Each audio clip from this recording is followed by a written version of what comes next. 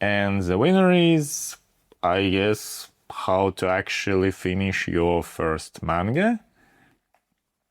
However, the truth is I have no idea how to do that. So thanks for watching.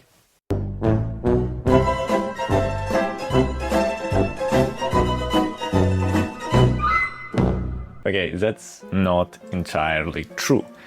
I have finished a couple of manga projects, but I have abandoned way more. Fantasy epics, action series, romantic comedies, stories that were definitely going to become masterpieces someday, and I just drew a couple of pages and never touched those projects since.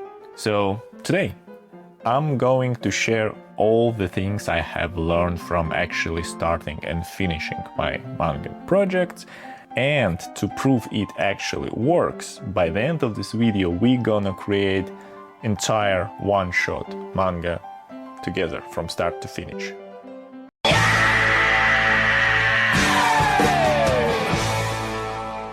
The biggest reason why beginners don't actually finish their first manga is not related to their drawing skills, but to the scope of the project. And if you're anything like me, you probably got inspired by manga like this. Epic adventures, huge worlds, magic systems, training arcs, 27 lovable characters, and then your brain goes, yes! That's what my first manga should be. No, just trust me, no. You have 20 volumes of fantasy manga planned? Throw it away. You have created your lovable OC, 15 different characters with complicated outfits? Throw it away. You spend months designing your magic systems? Definitely throw it away. Not because the ideas are bad or your characters are bad. They probably are bad, but we are not talking about that today. Your whole scope of the project is too big. It's like going to the gym and thinking that you're gonna win Olympics in a couple of weeks. It's just not gonna happen. So instead of creating your dream manga right now, start with tiny little manga story and then grow from there. Create something that actually have chance to be finished.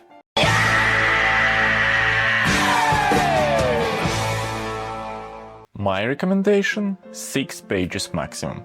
And if it's your very first manga, then honestly 1 page is enough. You don't need time travel, you don't need complicated twists, you don't need redemption arcs that spans across 3 generations. You need beginning, problem, twist, and conclusion of your story. That's it. And the same applies to your characters. You need just 1 main character. Not 2, not 3, not 15 different characters, just 1.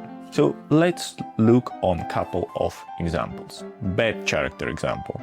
A dragon rider descendant from an ancient kingdom who was kidnapped as a child and now works as a dragon taxi driver. That's the bad example, of course. A good example, a dragon rider who afraid of height. See the difference? One have this huge complicated backstory, the other is just simple character with simple problem.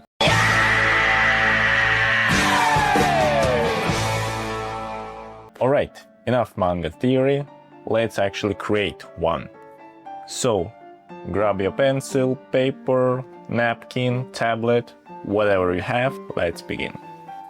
First, choose simple idea. I think that this time I want to create comedy type of manga, so let's brainstorm.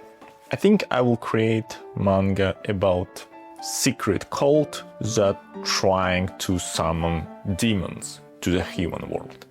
Okay, that sounds fun.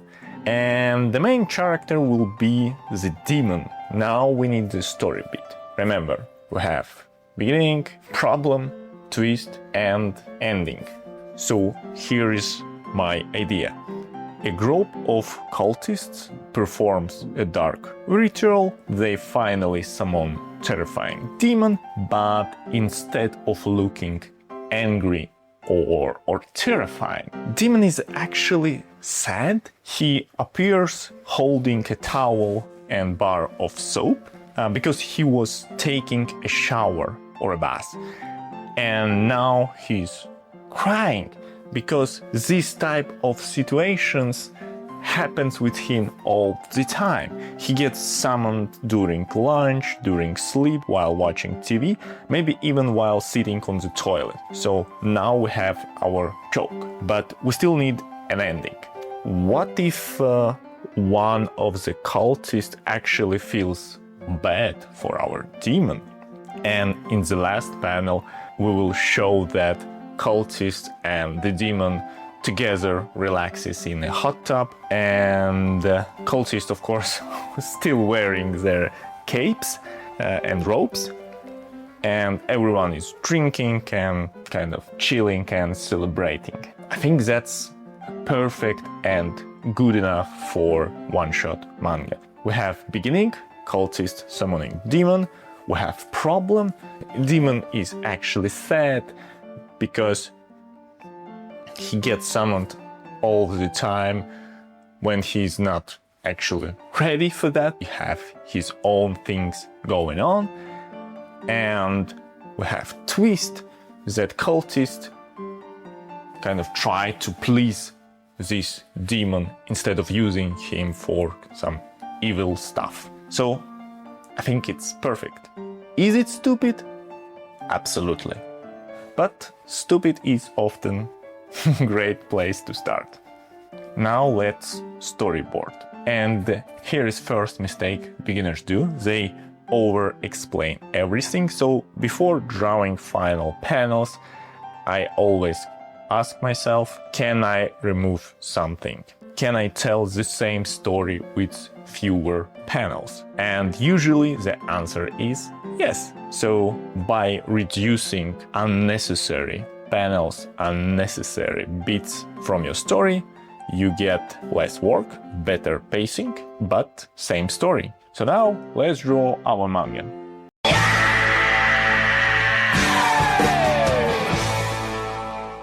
Line art, screen tones, a few finishing touches, and we're done. And this isn't the greatest manga ever created. It's not even award-winning one-shot, but this small project teaches you a lot more than just plotting and planning could ever do, because now you've gone through all the steps, all the action steps of manga creation. Idea, story beats, characters, storyboarding, line art, and most importantly, finishing your project. And each time you repeat the whole thing, you learn, you get experience, and you move one step closer to actually be able to get your hands on these huge, massive stories that for now are, well, playing somewhere there where we're throwing them. And me personally, I'm still in my one-shot manga arc. I'm still learning and training and still waiting for the time I will be able to finally start working on my huge manga project. And honestly, it gets scarier each year, but every finished one-shot manga gets me a little bit closer to my dream project. And if you want to see this process pushed to the extreme, check out this video right here. And remember, draw first, panic later. This is author song of my YouTube channel, and it's not made by AI. Someday I will become the greatest mangaka, so you better subscribe.